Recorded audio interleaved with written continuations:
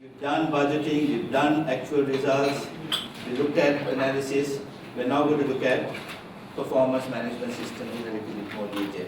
We did a little bit of that when we looked at responsibility accounting, but we're going to take it a little bit further. Okay, so why performance measurement?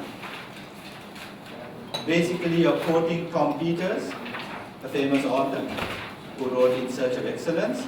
He said, what gets measured gets done. Has never been so powerful the truth. So if someone measures you, you do it.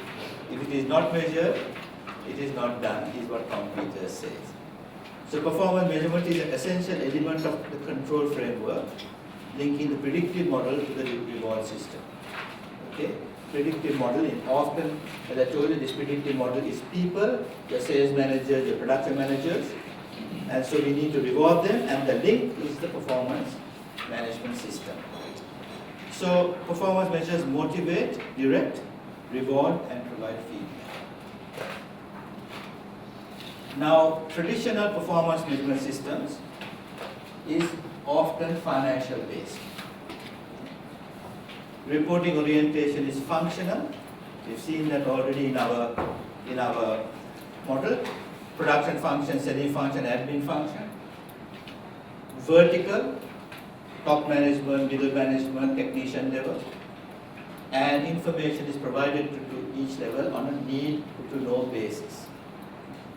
The targets of measurement, we use often ratios, especially when the functions and divisions are of different size.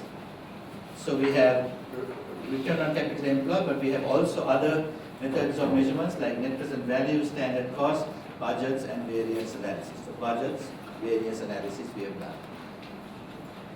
And links to the process level. The process level is where the things are happening, is essentially via the functional and middle level management. So we just talk to them.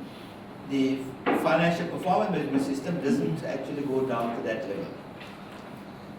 So now what is ROC, or return on capital employed? There are three things that you can do to calculate ROC.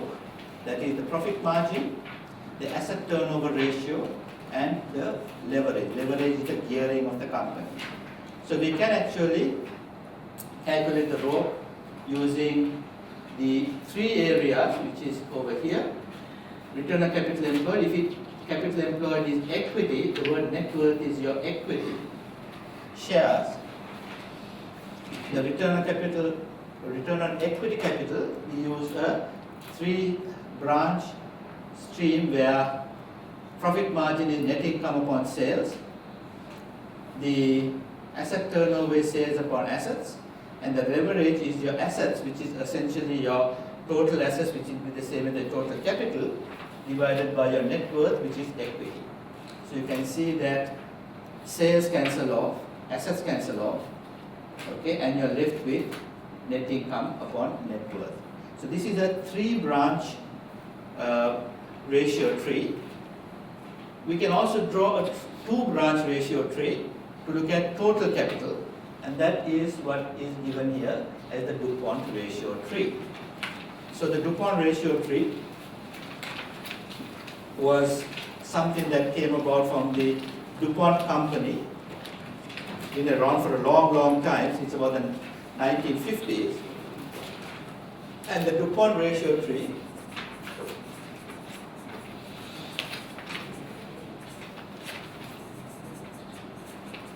starts with the comprehensive ratio, which is return on investment or return on capital employed. Remember that if you set up your balance sheet properly, return on investment should be the same as return on capital employed. Same line. So we can have a two-branch tree. First one would be your profit margin, which is your return, profit return upon your sales.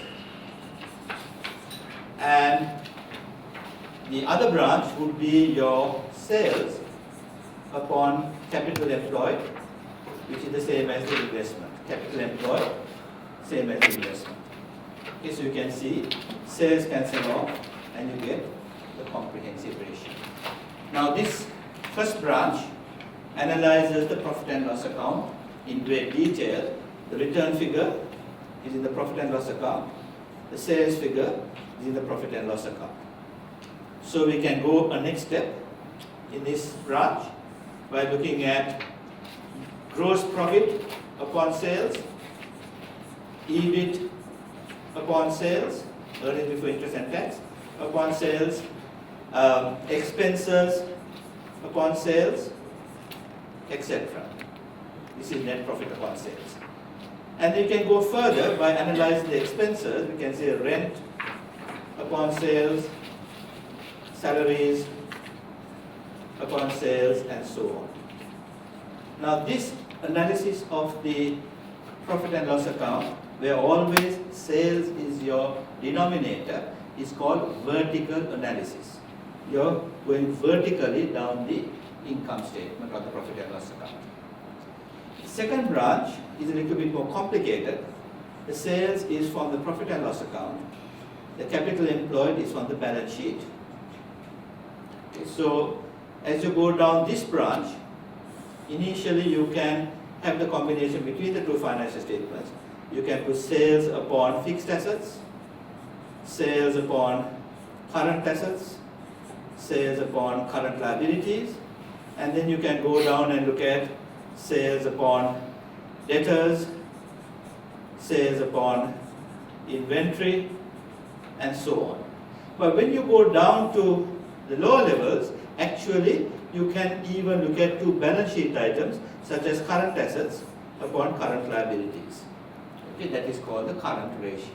So this branch here, okay, has a single, it's sort of, you can see this is one of the ways of doing the DuPont ratio tree, but you can see the branch here is a little bit more complicated. Okay, so you have the three branch DuPont ratio tree, where is return on equity capital, and the two branch which is return on total capital. So performance of technician level managers is controlled via line item budget. So we give them budgets, okay, cost centers, variance analysis. These are the ways that we as accountants control the people in the factory floor and other places. And divisional ROI or ROI. So we do use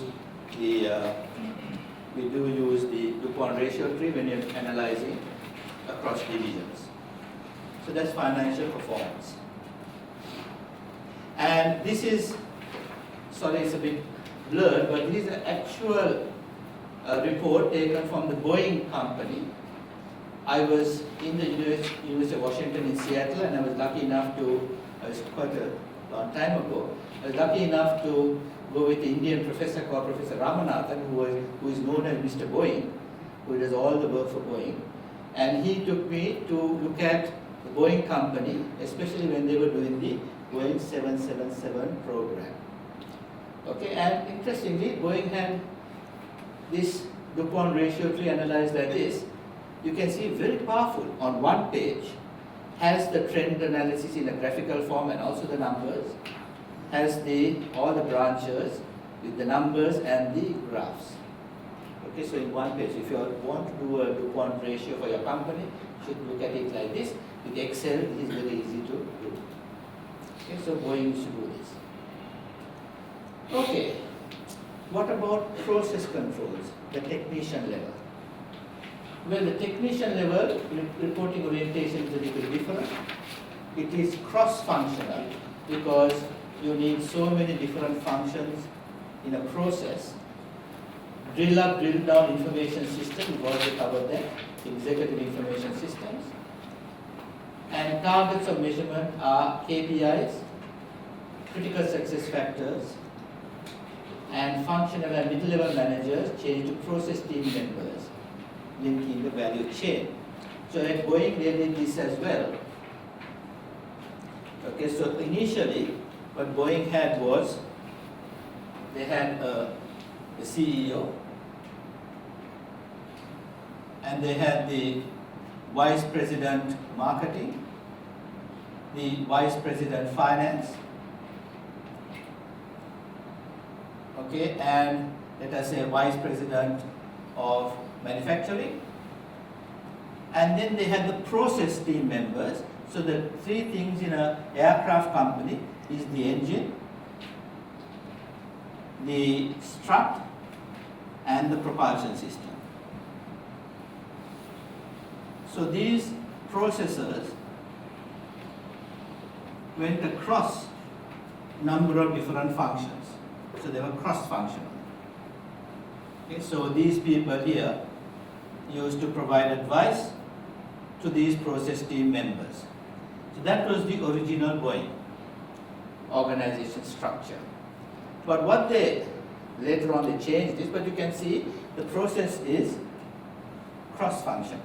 Okay, it looks at different functions. So the design factors for process control systems is you need to really have a good strategic focus, okay, of exactly what you want to do. You have to think about the organization structure. You can see the initial organization structure of Boeing was like this, and performance measurement. So we will look at each of these motivations in detail and contrast such with the financial control systems. So first of all, the strategic focus. Basically, when it comes to a company like Boeing, customer satisfaction becomes the most important aspect of strategic focus. So you have to satisfy the customers by having a product that is different to your competitors. You have to have continuous quality improvement through benchmarking programs. You have to have reduction of waste using JIT philosophies. You have to think about cost reduction, flexible manufacturing strategies. So you can see that some of these, except the first one, I have already covered when we looked at some of the earlier topics. Okay, these are the focus of a company that shifts to satisfy customers, reduce costs, and so on. So the strategic focus needs to change. What about organization structure? Often these also have to be clearly looked at. From centralized to decentralized, from functional lines to cross-functional lines, from pyramid structures to flat structures, from production line to lean manufacturing. So let me give you an example of how what Boeing did to change its structure. It said, look, we need to give very, very good prominence to our process people, because that is the strategic importance of the company. So what they did was, they changed the structure, okay, where they gave pride of place to the processors. So these people were given the role over here: engine, strut, propulsion. And your vice presidents, VP marketing, VP finance, VP manufacturing, these people were given essentially what we call staff responsibility. So the processors went in this direction, clearly giving pride of place to the propulsion people in the organization chart at a higher level than the vice presidents. Now, what's the importance of this? This tells this company it's very important to get our strategies right. We're going to give the importance to these people in this company. Right now, these people may have been having a lower salary than the vice presidents, but still they were given complete control over their processes. Okay, now, organizations similar to this are universities. Universities are some of the oldest organizations in the world. The oldest organization, a university that is still functioning, is Uppsala in Sweden. The Oxford and Cambridge is also very old. Harvard is not that old. But the oldest known university that is not functioning but may open again is a university in India called Nalanda, which the World Bank is now hoping to open again. But in universities, if you note, the subject leader or the course leader is given pride of place. That subject leader may be at the lecturer level, okay, but has the ability to design the course syllabus, do the examinations and the marking and everything. That person may get the professor to come and give a lecture, or someone from industry to come and give a lecture, but complete control over that process is with the lecturer, who may be organizationally at a lower salary level than the professors. So you can see that this sort of structure has been around for a long time in universities. What companies like this are doing is changing these structures to incorporate the strategies of the company. It has gone to far more than this. I mean, some companies have very fluid structures, very fluid. I mean, even some of the consulting firms, you don't have a room in the consulting office, right? You have to rent your room. It's like a hotel. You have to phone and say, look, I'll be coming to office on this date between this time and this time. Can you have a room ready for me? Because you're supposed to be out with your clients, okay? And then there are other organizations that are mainly project organizations that is even more fluid. You don't have a room at all. What you have is a trolley with your paper and your ink and so on. And this trolley you have to walk around and see if someone wants your services. There are various projects going on. You might say, look, I have expertise in total quality management. Do you want my services? The project team might say, yes, yes, we want you. And then you're taken in. And when the project finishes, you take your trolley and try to find another team. And if you can't find a team, you have no job. I would hate to work in an organization like that, but these things are happening. Extremely fluid structures. Okay, so things are changing. We've talked about lean manufacturing and so on. So this is where a lot of the stuff that we've done up to now, we have already covered. We have looked at activity centers instead of cost centers, value drivers, cost drivers, and activity-based management. And we're also going to now look at, we've done a bit of this in quality and so on, non-financial indicators. So Boeing was doing this. Here's Boeing again. They were having process measures, customer satisfaction measures, development cycle time, order cycle time, manufacturing something at a time, I can't even read that. Okay, recovery time, first time yields, okay, and so on. Whatever these mean, they were calculating these non-financial measures, but down at the technician level. Okay, so what we're trying to do is, can we go beyond our DuPont ratio trees, where we have only got financial ratios? Can we incorporate some of these process measures and lead them up to the financial measures? Okay, so that is the challenge. Thus, changes are required from traditional financial control to strategic process controls.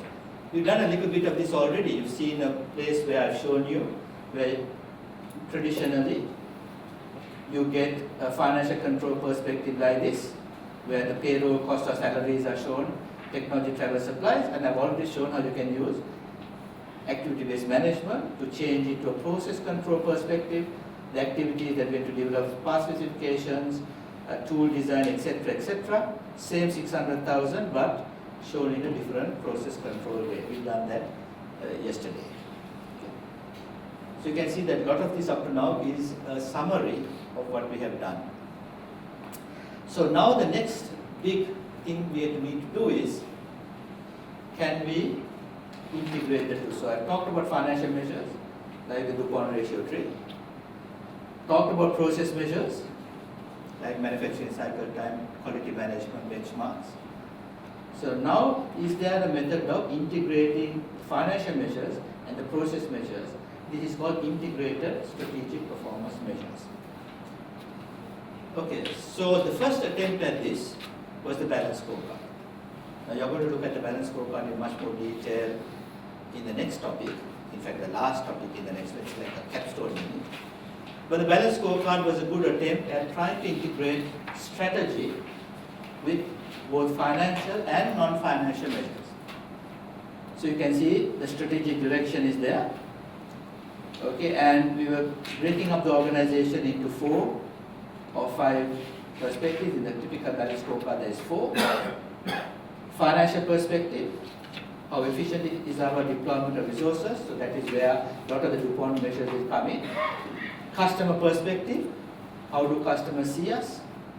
Internal business perspective, what must we excel at? And learning innovations perspective, how can we continue to improve and add value? Okay, so this is where the balanced scorecard came in. And you had goals and measures. So goals would be the same as objectives. Okay, objectives. And the measures would be the type of performance measure you would use. Okay, the time to market, or how long does it take for us to collect accounts receivable, or how much of quality is available in our product, and what is the error rate, and so on. These are all the measures that we can use. Okay, so essentially, the balanced scorecard tries to translate strategy into operational terms.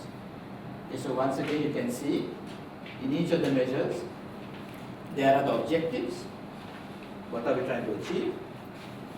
There is the measures that are going to be used. How do we know that we've achieved it? What are the immediate targets? And what are the initiatives? What are the sort of things that we are going to do to meet these targets? So here's an example of the 4 areas. Let us say the financial objective is to broaden our revenue mix. The measure that we will use may be the revenue mix measure. How success will be measured and tracked. The target is to have 10% of this mix in A, 40% in B, 50% in C. So these are performance expectations. And initiatives, what are you going to do to ensure this sort of target? Sales promotions, new channel marketing, and so on. You can see how we build it up. If it is customer, our main objective is to increase customer satisfaction. How are we going to measure it? By the number of customers you retain. What do you mean by that? We want to retain 95% of our customers.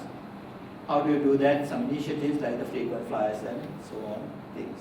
So you can see how we go from the objective, how are we going to know that we've succeeded, what is the immediate target, and what can we do.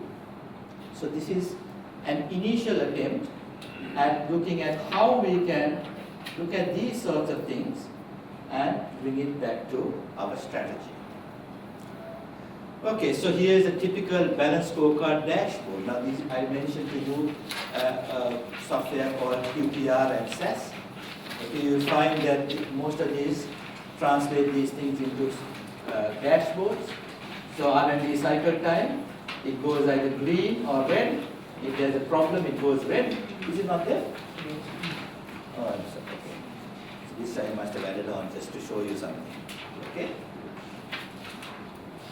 Okay, but you can see what it looks like. Okay, balanced scorecard, dashboard.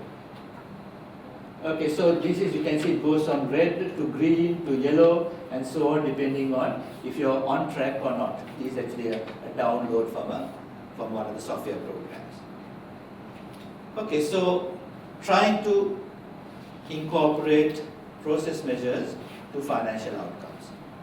Another way of looking at it, you can see performance measurement comes right there, and you have your 4 perspectives, and then the strategy at the top. So different ways of looking at the balanced scorecard. As I told you, I'll give you much more detail about measures and goals in the last topic, but just to, it is an overview.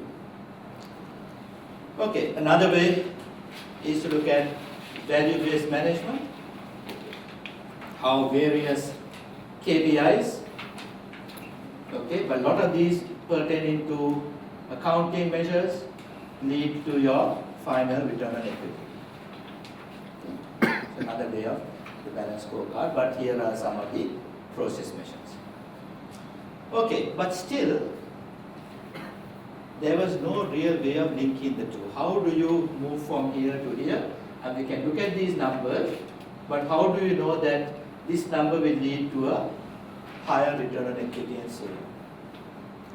So the balanced scorecard has some advantages, but there are some limitations as well.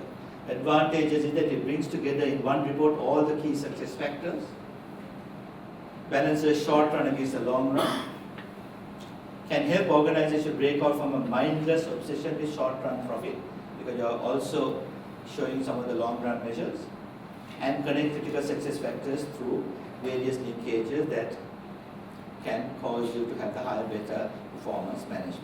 That's advantages. But the disadvantages, failure to account for the role of motivated employees. It's very poor at that.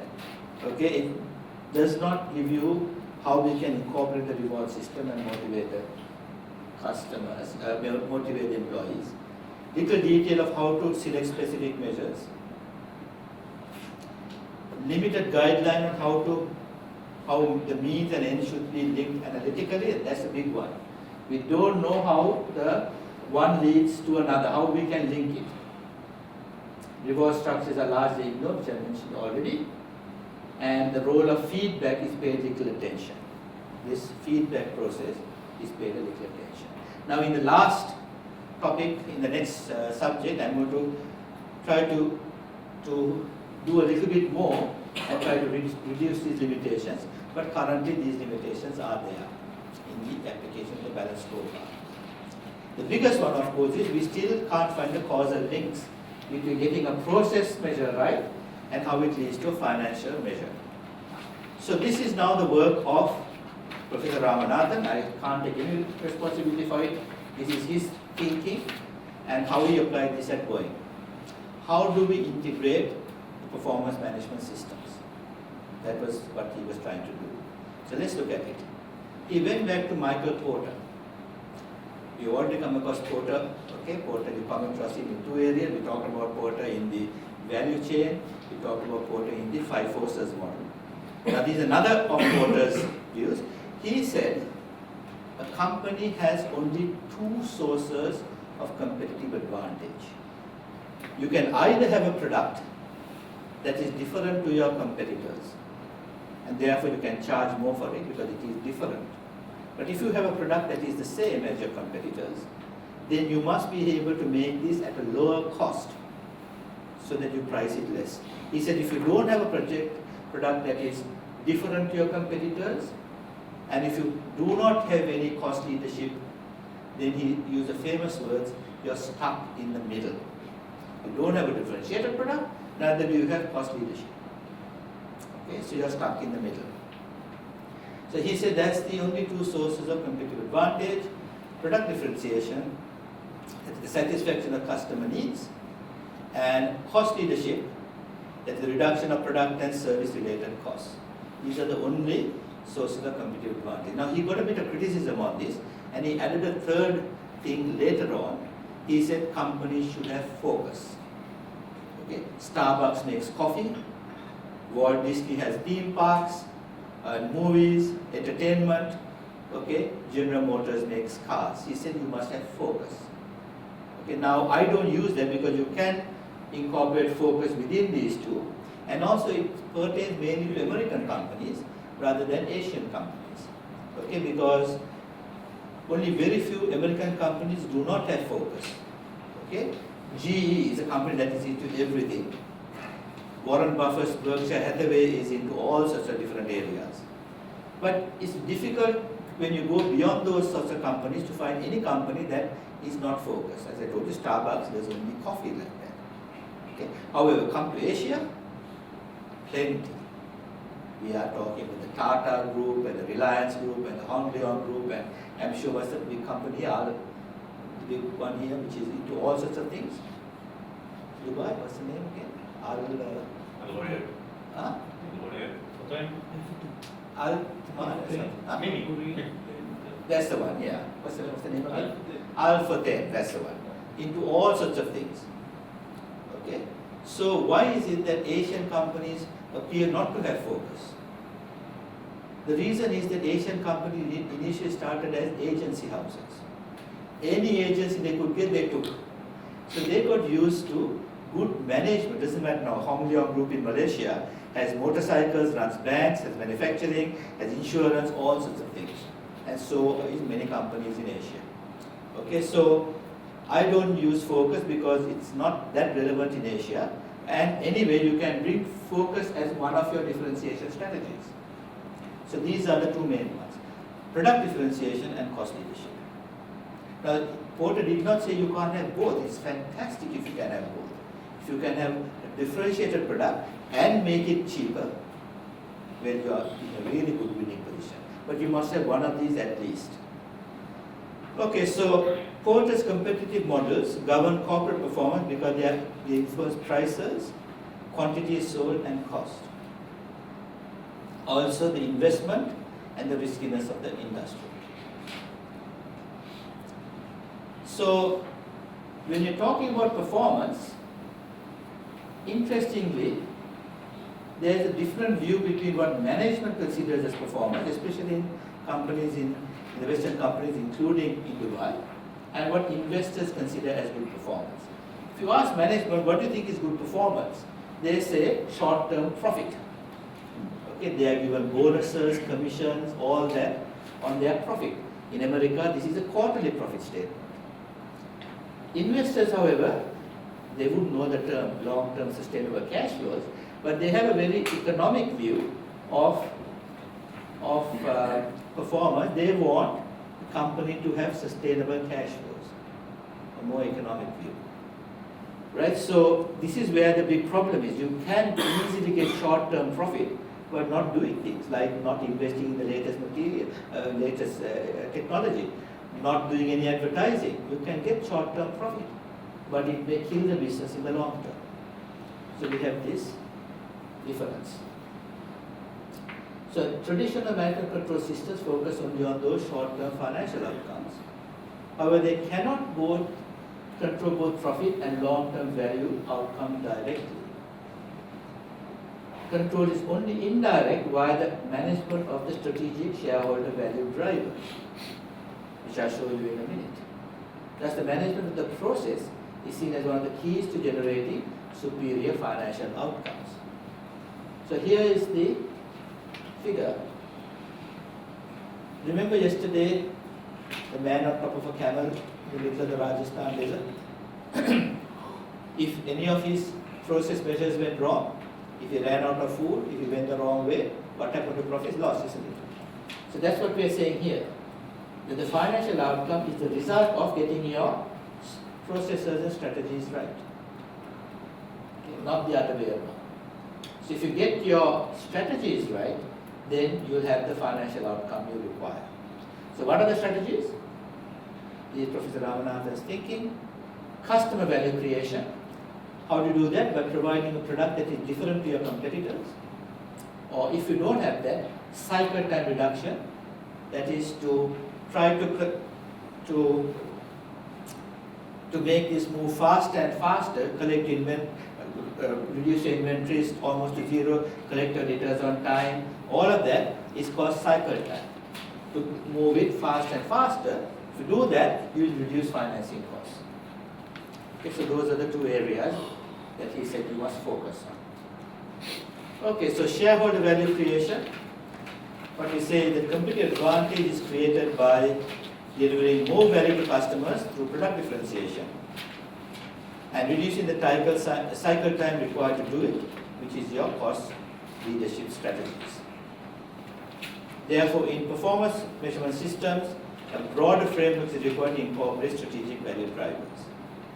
We must include process controls key to customer value creation and reduce cycle time, in addition to financial controls key to shareholder value creation. So we have to do both. So let's look at how we can integrate the two.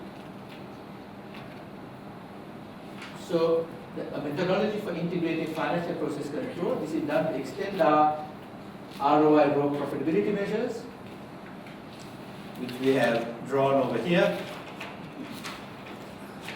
The ROI and raw profitability measures to incorporate process measures to ultimately increase our shareholder value, which is of course what our shareholders want.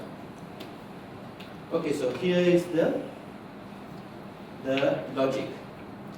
what we can say is that if you provide a differentiated product to your customers, they will pay you more money. Agreed? And more money means that your profit margin is going to be higher for a company that produce a differentiated product. So provide a differentiated product, provide more value to customers, and your profit margin should improve. That's the first link. The cycle time link, if you can shorten the cycle times, okay, here, that should reduce the cost, so that is the cost leadership link. Okay? So cost leadership is inversely related to cycle time. That is, when asset turnover is high, cycle times are short. These interrelationships provide a conceptual framework for developing a comprehensive management control system. These integrate ROI indicators of shareholder value creation, the process-based indicators of competitive advantage creation. Okay, so let's stop for a moment and summarize what we've done. We know that companies like Boeing and others do your DuPont ratios. We know that the same companies do process measures. But what we are trying to say is that Porter's competitive advantage of having either differentiated product or cost reduction, we can use those two to link these process measures to these financial measures. Okay. So here's another way of looking at it. Competitive advantage is provided by adding value to customers, giving more value, by aligning the product with the needs of the customer, by having it available on time, every time, at a level of cost and quality that's wanted by the customer, and if good service and if there are problems, if recovery is fast, all of that will increase customer value and they will pay for it. Therefore, your profit margin will be higher. At the same time, in cycle time, development cycle time, order processing time, non-value added time, this one of course you want to reduce it, and recovery time from problems, if you can take that faster and faster, it is inversely related to asset turnover ratio. So keeping leverage to a side, which is your debt equity ratio, these two will feed on to return on equity. Okay, so that is the logic. Now comes the difficult part.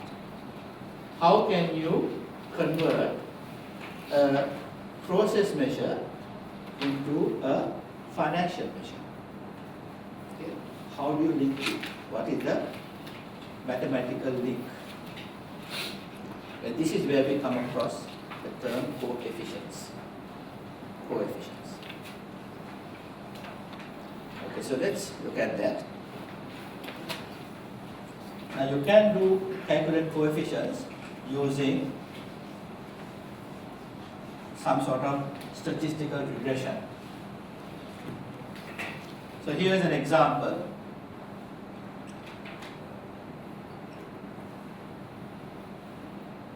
Okay, remember that in regression analysis, the x-axis is your independent ratio.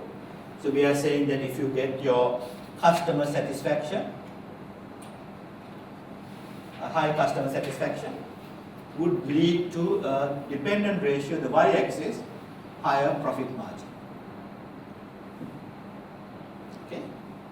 So what you do is you have to of course go out and ask customers about their satisfaction level. Many companies are doing that. And then you may wish to look at your profit margin either at that period or maybe lag it by a period, so that the satisfaction then feeds to the customer profit margin.